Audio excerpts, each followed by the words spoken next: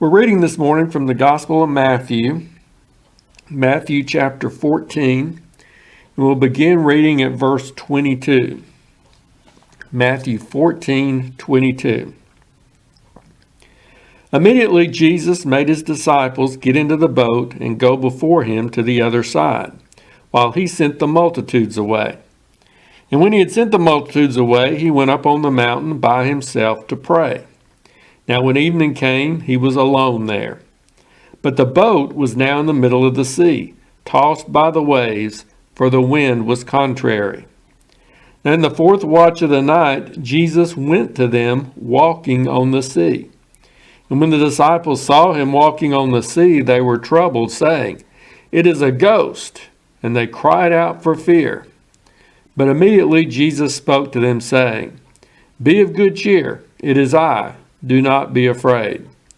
And Peter answered him and said, "Lord, if it is you, command me to come to you on the water." So he said, "Come." And when Peter had come down out of the boat, he walked on the water to go to Jesus. But when he saw that the wind was boisterous, he was afraid, and beginning to sink, he cried out, saying, "Lord, save me." And immediately Jesus stretched out his hand and caught him, and said to him, "O you of little faith, why did you doubt?" And when they got into the boat, the wind ceased.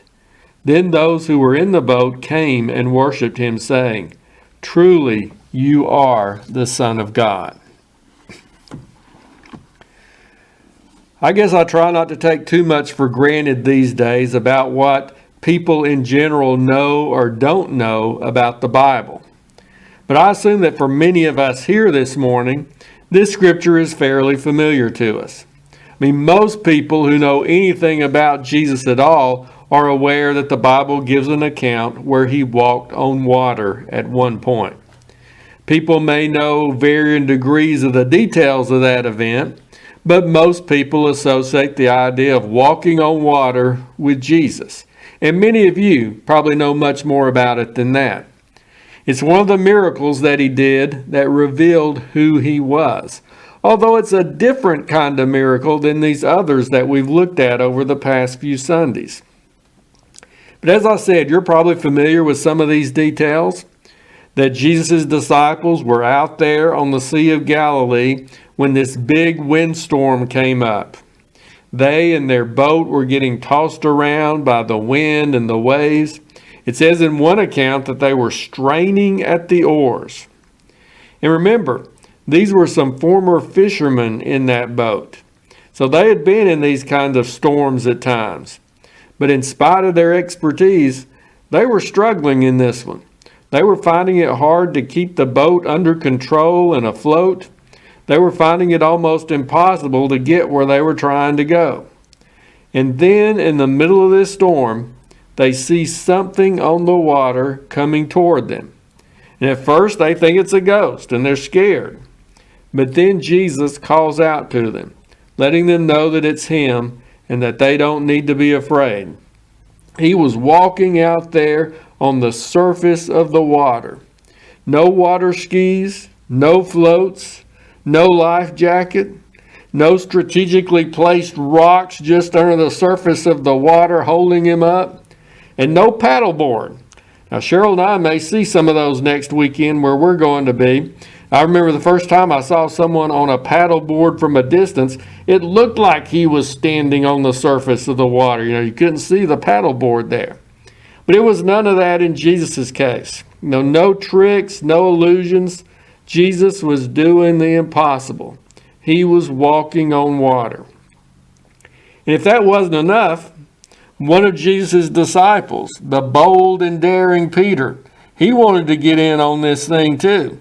He called out and said, "Lord, if that's really you, then command me to come out there to you on the water."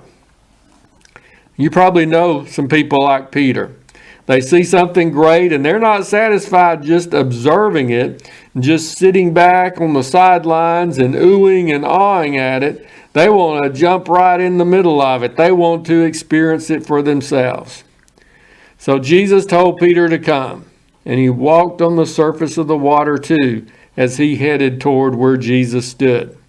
But you know what happened to him as we read about here. Now, Peter took his eyes and his faith off of Jesus and started looking around at the wind and the waves. And he started to get scared. Maybe he actually looked down at his feet and thought, what am I doing? This isn't possible. His faith began to waver. He began to doubt. And as that fear and doubt grew in his heart, he began to sink down into the water. So I guess we could say as his faith sank, so did he. And as he sank, he cried out for Jesus to help him.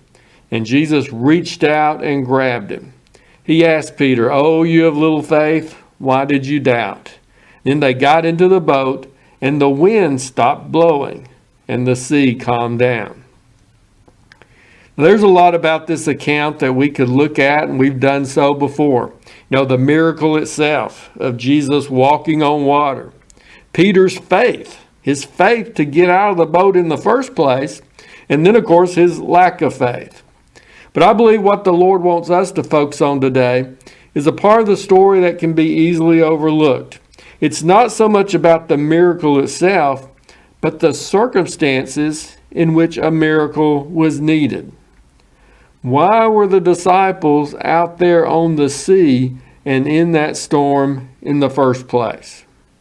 Why were they out there? Maybe we'd answer that question similarly to the way we answer the old riddle about why the chicken crossed the road. Well, they were trying to get to the other side. That seems obvious. That's why they were out there. But why were they trying to get to the other side? Why at this particular moment were they out there? If you look at that 22nd verse that we read, you see that it was because Jesus sent them out there. He sent them out there.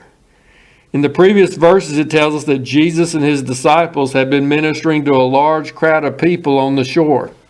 Jesus had just done another miracle, miraculously multiplying the loaves of bread and the fish in order to feed that crowd. And then he sends the disciples away. He tells them to go on ahead of him to the other side of the sea or the lake while he sent the crowd away. So this wasn't the disciples' idea.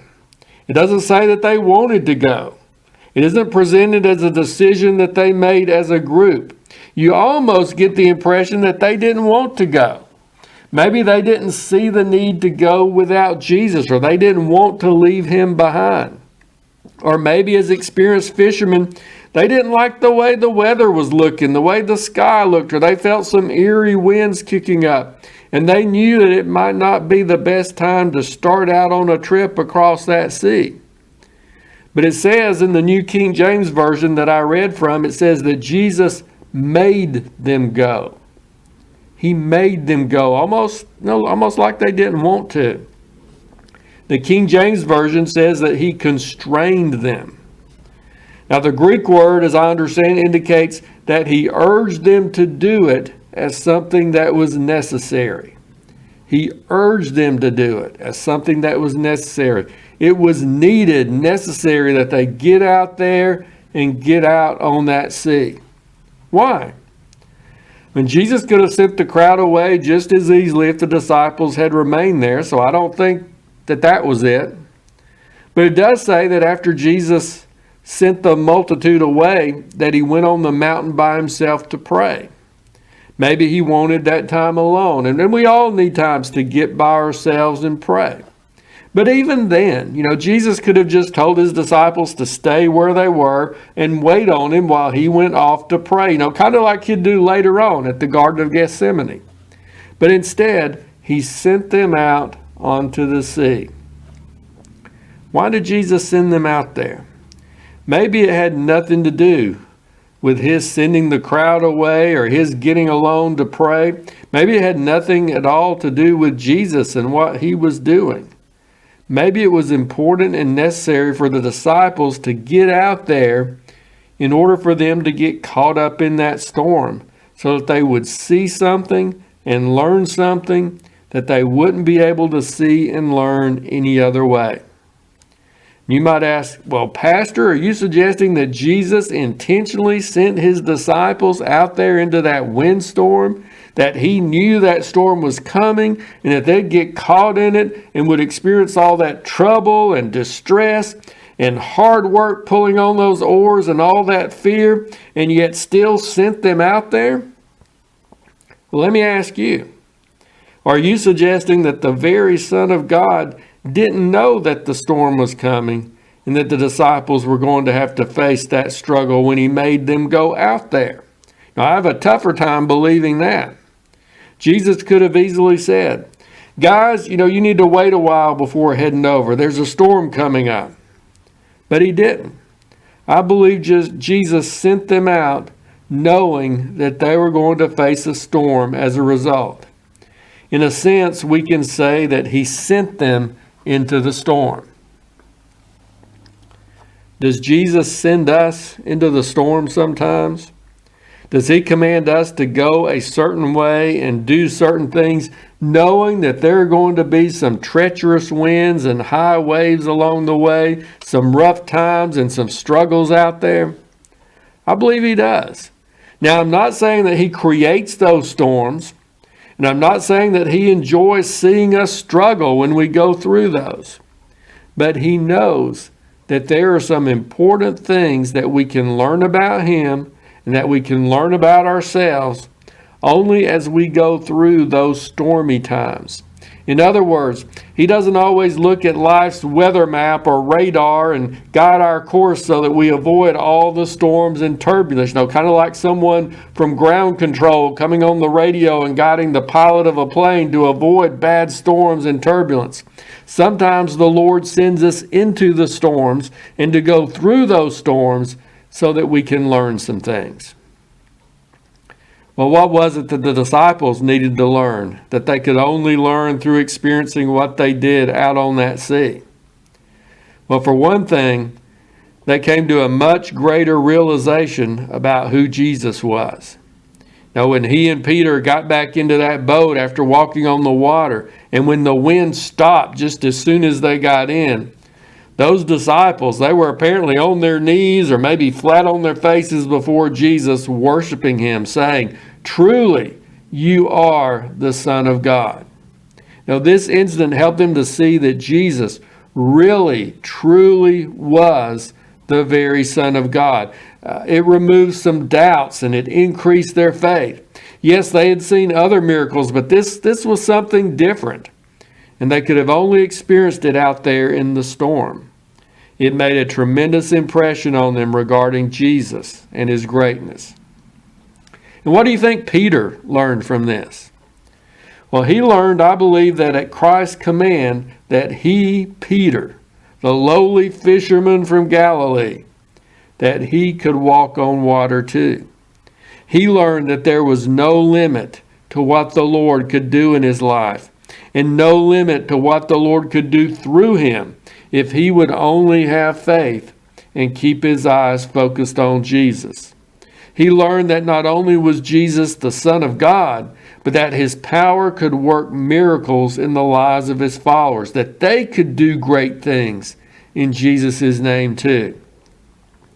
And the only way Peter could learn that was to be out there in that storm, be out there on that sea, walking on that water toward Jesus with the winds blowing and the waves crashing all around him. Peter couldn't have learned that truth as well, or it wouldn't have made as deep an impression on him if he had just been sitting comfortably at Jesus' feet on a grassy slope of a mountain somewhere, hearing Jesus speak and tell them these things about, what he could do and what they could do. It was a lesson that had to be learned through being in a storm and facing all the struggles and the fears that go along with it. I doubt that Peter and the other disciples thought of it that way, or that they were very thankful for that storm as they were right out there in it and straining at those oars, rowing with all their strength and not getting anywhere very fast. It wouldn't surprise me if they even blamed Jesus for their being out there. Now, we don't know what their conversation was out in the boat before Jesus showed up, but I can imagine that at least outspoken Peter might have had a few things to say. "Oh, I knew the weather didn't look good for starting out across the sea. Why did Jesus insist on our coming out here? He's back on shore where it's nice and safe, and we're out here working ourselves to death and not making much progress. We wouldn't be out here in this mess if we weren't following Jesus' command. I knew we shouldn't have come out here. I knew we were taking a risk. It's all Jesus' fault that we're out here. Have you ever blamed the Lord for sending you into a storm? You follow His direction and you're leading as best you know how. You walk in obedience to His command, and then you find yourself up against a stiff wind of adversity and trouble. You find yourself having to struggle to keep your boat afloat. Seems like you're just spinning your wheels and not getting anywhere. Maybe you think, I wouldn't be here if I wasn't trying to follow the Lord. I remember back when I answered God's call to prepare for the ministry. There were times as I went through those years of preparation that things got tough. There were some struggles and some storms along the way. Financially, trying to pay those school bills and get through that time financially. Or concerning the work and the studies themselves, those were tough, took a lot of time and effort. Struggles regarding being far from home and from family. There were times when I prayed and reminded the Lord that I was there going through those things only because I was answering His call and obeying Him and following the direction He had led me in. I was in that boat because He had sent me out there on that sea. Those storms weren't enjoyable experiences. But afterwards, I could see important lessons that I learned from going through them. Lessons that I couldn't have learned any other way. Now, there were certain points where I could have compromised and not fully obeyed the Lord, and maybe as a result I could have skirted around some of those struggles. But then I believe I would have missed out on some of the lessons and the benefits and the accompanying blessings too. Because there were lessons along the way about depending on the Lord and how He will provide for us. There were lessons about prayer and how God answers those prayers. There were some lessons I needed to learn about self-discipline and lessons about God being with us when it seems like we're all alone otherwise. And now I'm thankful for those storms and those struggles. It reminds me of the words of that song that I've quoted before, that song Through It All, where it says something like, "For if I never had a problem, I wouldn't know that He could solve them. I wouldn't know what faith in God can do." When you find yourself in a storm, when you're going along following the footsteps of Jesus, trying to follow His leading, walking in obedience to Him, you go where He directs you to go, and suddenly you find that Jesus sent you right into a storm, and you're struggling and straining at the oars. In those moments, let's try to keep in mind that there are some lessons the Lord wants us to learn from those times that we can't learn any other way. It may be hard to see it as we're going through the storm, but afterwards it can become more clear to us. But keep that question in mind. What does God want me to learn from this? What is it that He wants me to see? Maybe He wants us to learn to trust Him more. Maybe it has to do with us depending more on Him and maybe less on ourselves or on others. It's always possible that He's trying to get our attention about something in our lives that needs changing, something there that isn't right with Him.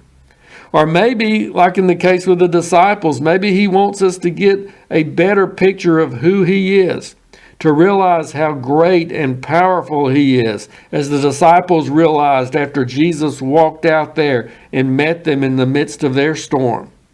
Maybe the Lord wants to meet us in the middle of our storm, our struggle, and how the Lord works in it as we go through it might result in us worshiping Him as we realize more than ever how great and wonderful and loving and powerful our Lord really is.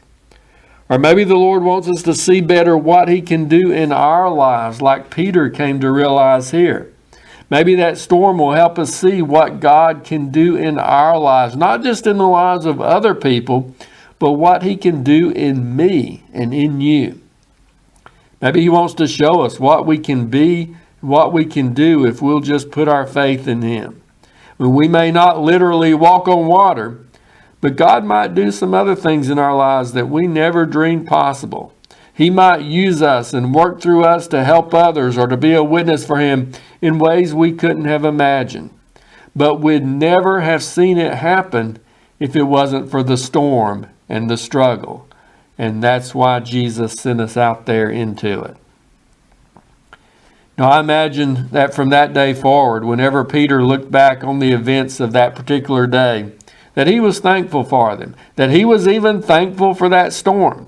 He was grateful for that opportunity to see more clearly who Jesus was. He was thankful that he was given that opportunity to walk on water, to see the miraculous power of God in his own life through faith in Jesus. So if you're going through a storm today, or the next time you do find yourself in that boat, knowing that Jesus sent you out there and you're walking in obedience to Him, remember these things that we've talked about today. There's a reason Jesus sent you there. There are lessons to be learned, growing and changing to do, a clearer vision of the Lord to be gained from this experience, and a greater understanding to be realized of how the power of God can work in you and in your life. Sometimes we have to face the storm in order to see the miracle.